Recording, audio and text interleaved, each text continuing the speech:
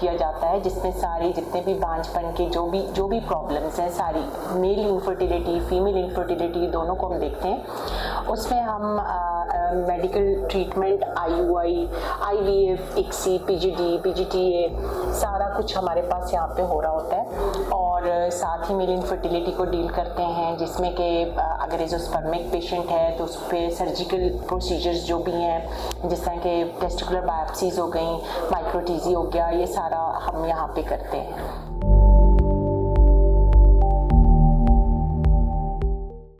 Polycystic ovarian disease basically multifactorial disease है, जिसमें कि एक सिंड्रोम कहते हैं sometimes, and it is a disease, but again ये फैमिलीज में आता है।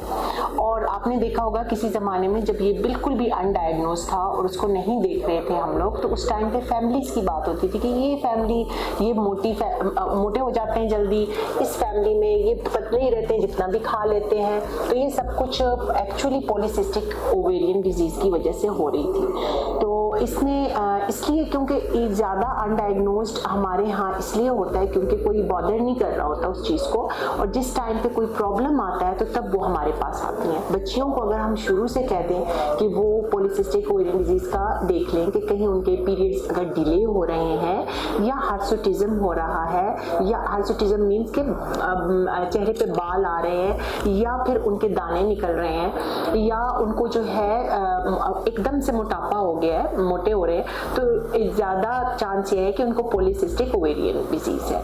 तो उसके लिए हम लोग अल्ट्रासाउंड करते हैं, जिसमें कि अगर एंट्रल फॉलिकल्स हम देखें तो अगर वो 10 से 12 से ज़्यादा हैं तो तब हम कहते हैं कि ये ओवेरियन डिजीज़ की तरफ जा रहा है। इसमें फिर कुछ इन्वेस्टिगेशंस होती हैं जो हमें करनी होती हैं, जिस तरह के डे सेकेंड के FSH, LH, ये 2 टेस्ट होते हैं जिनको हम देखते हैं, जिसमें कि LH अगर डबल हो गया FSH से, नॉर्मली FSH डबल होता है LH से जिस टाइम पे डे सेकेंड होता है, तो माहवारी का जो दूसरा दिन होता है, अगर वो डबल हो गया, LH डबल है, तो इट मीन्स के ये पॉलीसिस्टिक डिजीज है।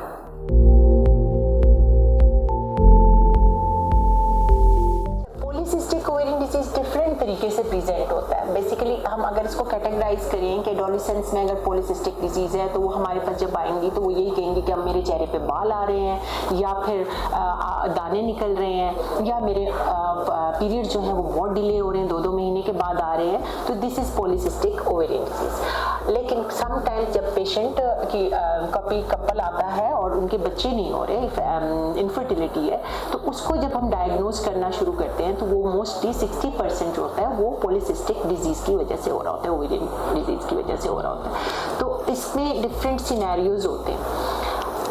एडोलेसेंट को ट्रीट करना डिफरेंट होता है, फर्टिलिटी को ट्रीट करना। अब क्या काज क्या करता है, जो कि कौन से फैक्टर्स हैं? फैक्टर्स ये हैं कि एक्चुअली पेशेंट का जो है ना लाइफस्टाइल बहुत मैटर करता है। अगर उसका वेट बहुत ज़्यादा गेन हो रहा है, या वो एक्सरसाइज नहीं कर रही, वो सही तरीके से खाना जो है वो जंक फूड ले रही है, तो उसमें ज़्यादा चांस है कि उसको पॉलीसिस्टिक ओवेरियन डिजीज हो जाए, और उसकी वजह से उसको इनफर्टिलिटी हो सकती है।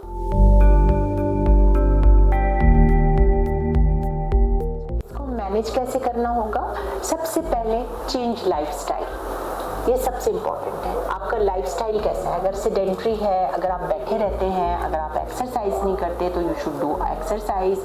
आपने अपना पूरी डाइट को चेंज करना होता है। अगर आप बहुत मुरगन चीज़ें खाते हैं, जंक फूड खाते हैं, जाके बाहर जाके बहुत ज़्यादा जंक फूड खाया जाता है, तो उसमें फिर आपका वेट भी बढ़ेगा। और आपको सबसे पहले हमने क्या करना है कि वेट को लूज़ कराना है। जब वेट लूज़ होगा, about 5% of your original wait अगर रिड्यूस हो जाता है तो हमने अपना टारगेट अचीव कर लिया है। और इसके अलावा ये होता है कि अगर हम उसकी ट्रीटमेंट की बात करें तो ट्रीटमेंट हमेशा सिम्टम के साथ होती है। जैसे कि एडोलेसेंट है, अगर तो यंग बच्ची है, लड़की है, उसका ये प्रॉब्लम है, तो उसकी ट्रीटमेंट डिफरेंट होगी, उसको हम डिफरेंटली ट्रीट करेंगे। उसी पिल्स दे सकते हैं, वो फिर जब वो आता है तो हम उसको जो भी टैबलेट्स दे दें उसको उस तरह ट्रीट करें। इनफर्टिलिटी है तो फिर इनफर्टिलिटी के साथ ट्रीट किया जाता है, और अगर उसके पीरियड्स बिल्कुल बंद हो गए हैं तो वो उस तरह उसको ट्रीट किया जाएगा।